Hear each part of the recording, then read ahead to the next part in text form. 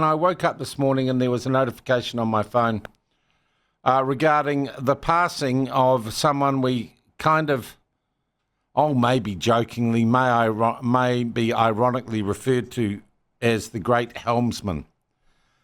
James Brendan Bolger, Jim Bolger, Prime Minister of New Zealand from 1990 to 1997, who passed away yesterday in Wellington at the age of 90. And is survived by Joan, his wife, and I've lost count in the number of children and grandchildren, but there are huge numbers of them. And I must admit, more so than usual, I felt some real sadness at waking up this morning and reading that news. You wouldn't know Jim Bolger from a bar of soap, would you, Bella? But he was Prime Minister for 7 years. He won, three elections, was ousted by Jenny Shipley in 97, steered New Zealand through its first MMP election, took over after we ran out of patience with the reforming Longi Labour government, with the second Labour government, and I think was underestimated in terms of how his particular character and brand of politics was perfect for the time that he became Prime Minister. He might have been perceived as and criticised as being a country or potato farmer, we used to call him, Spud or Spudhead, but he had an uncanny knack for reading the room that was New Zealand, and a real belief in listening to people, listening to the voters and the electorate and saying they were the people with the wisdom. He had an inherent faith in the decency and common sense of New Zealanders. And whilst perhaps being perceived as from a conservative party, he always voted against abortion, for example, he was in fact a quiet reformer. He presided over the National Party moving its position on the nuclear issue, which was the great divide of the day. And he also, and I had the privilege, though Barry Soper will say him, he had the privilege to go to South Africa after the freeing of Nelson Mandela. He moved National's position on apartheid to the right side of history. And I would also say this of Jim Bolger. We called his plane, by the way, whenever we flew with the Prime Minister. I spent most of that time he was there. I was in the press gallery or presenting on Morning Report.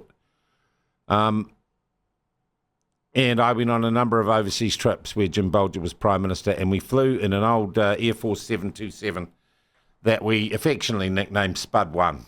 And like the current planes, it always broke down. James Brendan Bolger, as I said, will be missed, and he was the right Prime Minister for the time. He had a few catchphrases like "Caucus is confident." Caucus was always confident under Jim Bolger. And he had a strange way of unintentionally adopting the accent of people he was having press conferences with. So he got really confused by Brian Mulroney, the Canadian president, who didn't know whether to go French or Canadian there. And we used to, I'll be honest, my colleague Bill Ralston and I at TV3 used to mercilessly lampoon him. But I will say this of Jim Bolger, of all the Prime Ministers I have known, and that's all of them since Muldoon, to me personally, he showed the most warmth, largesse and genuine friendship. Not because I was politically aligned with him, whether it's any question of that, but because I had an Irish heritage, as did he.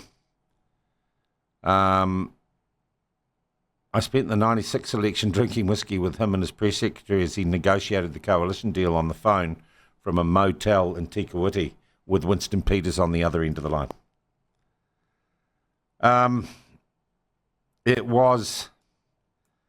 So Jim Bolger was always friendly. I went to, I think, his 60th birthday party in his office as Prime Minister and drank whiskey with him. And I mentioned that a guy called Mike Hosking was leaving Morning Report, and Bolger looked at me and said, "Would you like that job, Plunket?" I said, "I was thinking about it." He goes, I got the job. I'm not quite sure how. And the day I started on air, I got a bunch of flowers and a telegram. God, it was back in the day, a telegram from the Prime Minister saying, "Good luck with the new job, Sean." Maybe he had something to do with that. So I think underrated. Very warm person. Joan, I'm thinking of you today and all those kids whose names I always forgot. But good people, good solid New Zealand people. Maybe national, maybe a glimpse of New Zealand the way it used to be. But rest in peace, Prime Minister, as I always called you. Rest in peace, Prime Minister. And at the age of 90, that is, my friend, a very, very, very good innings.